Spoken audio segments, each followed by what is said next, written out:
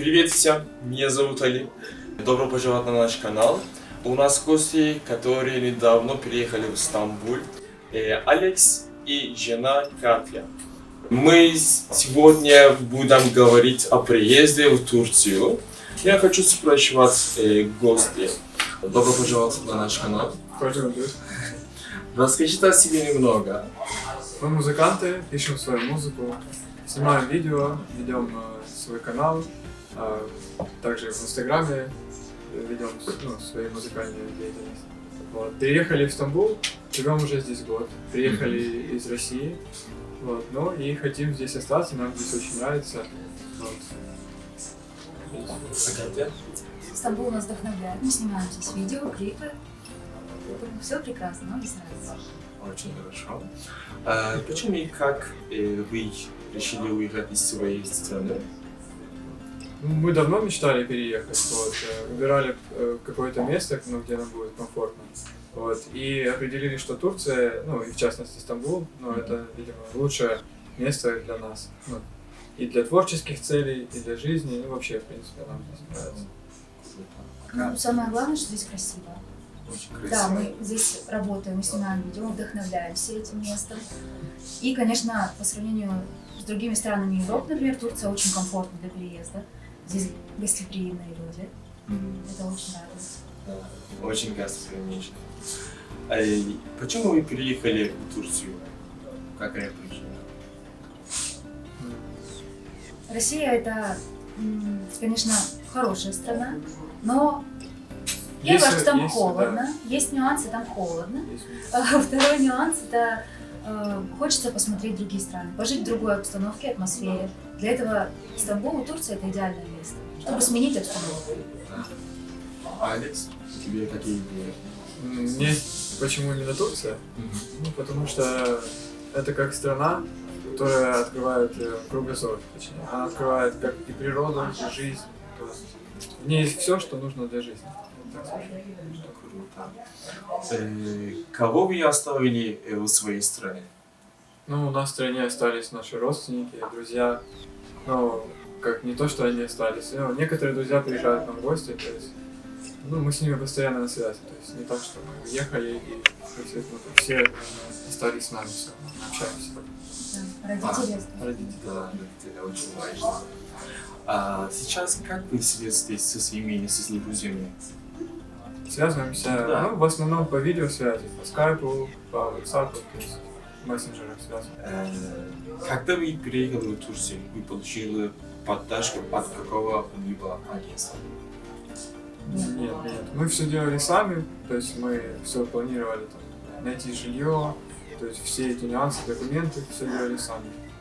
То есть не было какое-то агентство, мы не выбирали, да. У нас даже не было никого, ни друзей, никакой помощи не было в Стамбуле. Мы абсолютно все делали сами дистанционно. Из России мы находили квартиру, мы готовили какие-то документы, все это делали сами. В России еще говорят, если хочешь делать хорошо, сделай сам. Поэтому мы не доверяли никому, хотели все делать так, как хотим.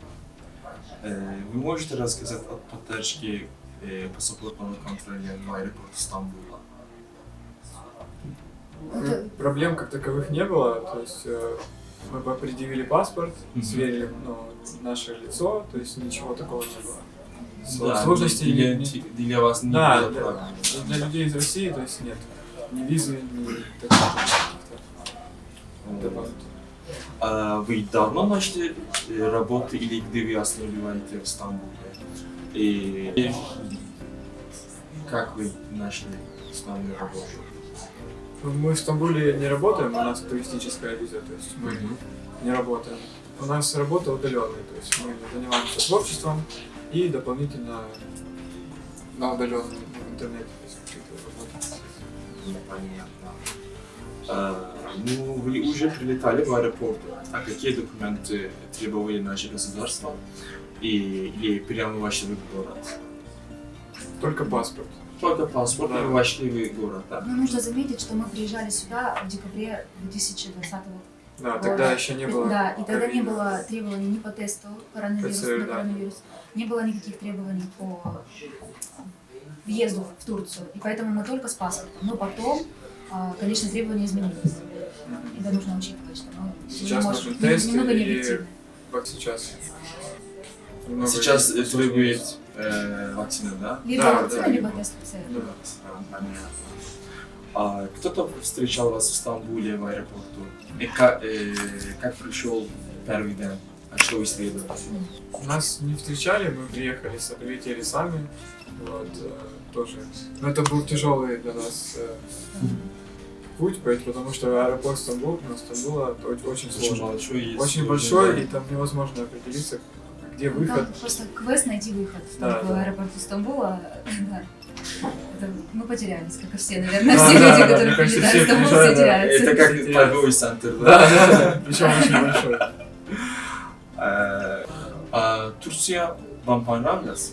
И все было именно так, как вы ожидали перед переездом? А вы читали что-то о Турции на сайтах в интернете? Или жизнь в Турции оказалась такой, как ее описывали? Мы очень много смотрели сериалов до того, как переехать. Мы изучали традиции, то есть читали в интернете какие-то нюансы, там, ну, как себя вести, то есть тоже немножко отличается вера, и поэтому к этому мы относились как серьезно. Но ничего нас не напугало, в принципе, все даже было лучше, чем... Единственное, были проблемы, когда мы приехали в район. То есть мы сняли квартиру первую нашу, и она находилась в районе не очень благоприятном. То есть, мы этого не знали. На фотографиях на сайте все было идеально, то есть сама квартира выглядела хорошо, но когда мы туда приехали, мы увидели наших соседей и кто окружает нас. Это было очень шокировало. То есть, бывало страшно было выходить на улицу. То есть, это очень пугало. Ну, я добавлю, что это площадь Таксима, 400 метров от площади Да, Таксима. Да, мы были шокированы, это были цыгане, наши соседи были цыгане, негры, и все. Да. Наверное, нельзя говорить. Да, это Ну, шокировало. было страшно, да. Это Да, было, мы страшно. как будто были не в Стамбуле, а вот Да, это было. хуже только в Фатихе. Понятно. Какие у вас были сомнения, связанные с приездом в Турцию? Сомнения? Да, сомнения. Чего мы боялись, да? Да, наверное. Ну, боялись, что нам не понравится. Это первое. Ну, я бы сказала, что изначально мы жили какой-то мечтой, а когда мы приехали, мы немножко увидели реальность. Мгм. И скорее сомнений не было, потом были сомнения в правильности выбора в Мгм. какой-то период. Но это все прошло. Это все прошло. Мы На поняли, самом деле вы что... привыкли да, жить здесь. Мы поняли, что мы в другой стране. И все. Мы стали жить по правилам этой страны. Это было непривычно, да, но это полезно. Это полезно. Если сравнивать Россию и Турцию, то какие сходства и различия между странами? А какие плюсы и минусы вы можете рассказать? Плюсы и минусы жизни в Да, Турции. И да, в Турции. Ну, сходство, я не знаю, ну, это немножко разность. То есть, страны разные, я думаю, что... Они вроде в чем-то похожи, в том, что люди как просты в общении, то есть, ну, общаются, но с другой стороны, традиции совсем другие, то есть, обычаи, то есть, к примеру, там, отмечать, ну, свадьба, к примеру, в Турции совсем по-другому отмечается. И как Новый год, к примеру, вы не отмечаете, день рождения не отмечаете. То есть много существенных различий. Понятно. А какие? Я бы сказала, что здесь странно сравнивать, потому что Россия огромная страна, Турция тоже очень большая страна. Здесь живут абсолютно разные люди, и в России тоже разные люди. Каждый человек подбирает себе друзей и круг общения по своим интересам. Турция точно такая страна. Я могу сказать, что у меня не было никакого контраста с Россией. Я не могу сказать, что есть какие-то отличия. Нет, я могу сказать, все люди разные. А культура тоже разная. Не могу сказать, что это как-то влияет. Культура, да, возможно, культура как воспитание скорее отличается. Мы немного разные в этом плане. А так, нет, я бы сказала, нет отличий. Понятно. Что заставляет остаться вас в Стамбуле? Ну, я люблю этот город. Здесь есть все для жизни. Здесь удобно, здесь красиво, здесь комфортно. Почему нет? Лучшее место не найти. Это лучшее место, поэтому мы здесь остаемся, я думаю. Понятно. Это последний вопрос. 15. Допустим, я переехал из России к вам в гости. Например, где мы можем гулять по городу? Или куда вы можете повезти меня? Я бы повел вас, наверное, первую поездку по Босфору, то есть показать Босфор на пароме, чтобы вы увидели сочетание и природы, и города, вы увидели красоту и увидели все, что привлекает в этом городе. Я бы, наверное, первостепенно повел бы туда. Ну, я когда вспоминаю себя, что первым делом я сделала, я пробовала шашлык. Я думаю, с этого нужно начать. Кебаб тоже. Да.